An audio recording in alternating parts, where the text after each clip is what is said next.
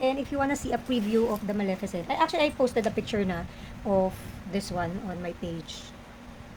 This is Maleficent's head. Actually, I did a survey, guys, kasi pinag-iisipan ko if I am gonna do the classic Maleficent, na green yung mukha niya. Tapos yun nga, yung classic na cartoons.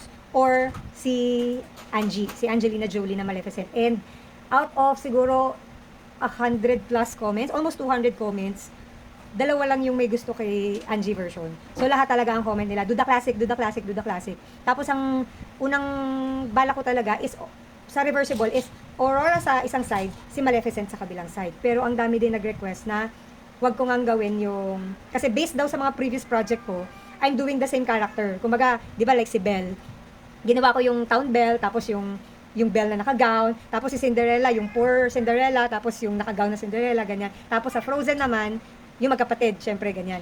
So parang may nagsuggest nga na parang parehong hero yung, kumbaga parehong bida yung ginagawa ko sa both sides. So sabi nila, why not do a separate Aurora? Tas may customer ako na nagsuggest na do Briar Rose on the other side.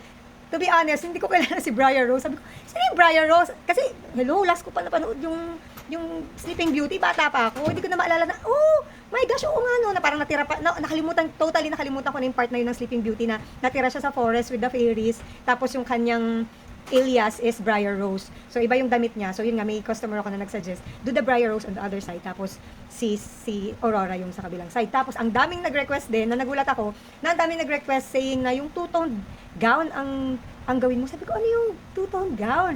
Tapos alam nyo, dahil doon sa ang dami nilang sinasabi na hindi na ako makarelate, ang ginawa ko, pinanood ko talaga ulit yung Sleeping Beauty na cartoons. Tapos nakita ko nga yung two-tone gown na sinasabi nila na nag-aaway yung fairies na no, blue, pink. Tapos parang sumabog yung color dun sa gown na yung kalahati pink, kalahati blue. So yun yung na-request nila na gawin ko. Although dun sa pattern na ginawa ko, merong choice doon na if gusto nyo gawin yung two-tone gown, two-colored gown, nandun yung pattern. Tapos if you want to do yung single colored lang na gown, yun yung gagawin yung pattern. Pakita ko sa inyo yung ginawa ko pala. Ayan, so sa hindi pa nakakakita nung reversible na Aurora, ito yung two-colored gown. Dito si Briar Rose sa kabilang side. Ayan, si Briar Rose.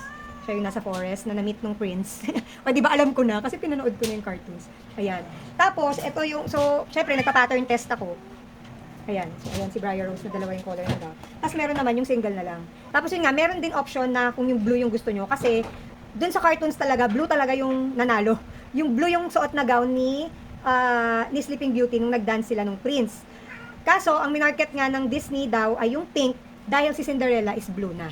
Kaya yun yung tingin nila. Na kung tutuusin, si Cinderella din, ang original na color ng gown ni Cinderella, hindi naman din blue. Kundi, parang silver, grayish, ganyan. Kaya lang, yun nga, parang nung habang nagda-dance kasi sila nung prince, may time na parang depende yung sa lighting dun sa cartoons, minsan nagiging blue yung gown. So parang ang minarket daw nung Disney na lang is blue yung gown ni Cinderella. And si Sleeping Beauty ginawa na lang nilang pink. Sa end yata nung parang as far as I can remember, sa end nung sayaw nila nung prince, pinalitan din nung isang fairy ng pink yung gown niya. So anyway, yan yung pink.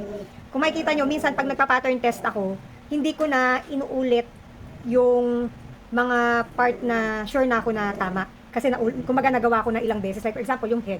Basic naman yung head sa lahat ng reversible ko. So minsan di ko na inuulit. Minsan inuulit ko na lang para makita ko lang yung itsura niya. Dun sa, ito mas kung makikita nyo, yung ginagawa ko sa pattern ko is yung malaki talaga. This is 12 to 13 inch talaga yung basic na ginagawa ko sa reversible ko. Pero pag nagpa-pattern test ako, ginagamitan ko na lang siya nung mas maliit na yarn and mas maliit na hook. Tsaka sa pattern test, hindi ko na nilalagyan ng wire yung mga kamay. Ayan. Ito, hindi ko pa nalalagay yung kamay nito eh. Pero wala pa siyang ulo. Tsaka hindi ko na rin ginawa yung skirt. Kasi alam ko nang tama yung skirt. Dito, kailangan ko ulitin yung sa skirt kasi may mga ganitong design. Yung kay Briar Rose kasi, plain skirt lang naman. Pero yung sa mga 12 inch, may mga wire yan. Kaya napoforma yung kamay. Ayan. Para lesser trabaho na lang kasi since pattern test na lang naman. So, ayun. So, anyway, if you wanna see the rest of the body, ito lang muna ipapakita ko ah. Nadali, kabit natin yung ulo niya. Yung kabilang side, surprise. Hindi ko muna i-reveal yung kung ano yung kabilang side ni Maleficent. Kita ba? Ayan. Ayan. Ito yung kabilang side niya. Kita nyo na yung purple part. Ayan. So, lalagyan ko pa ito ng collar. Tapos yung kanyang robe. So, check nyo guys. Follow me to see the progress ni Maleficent.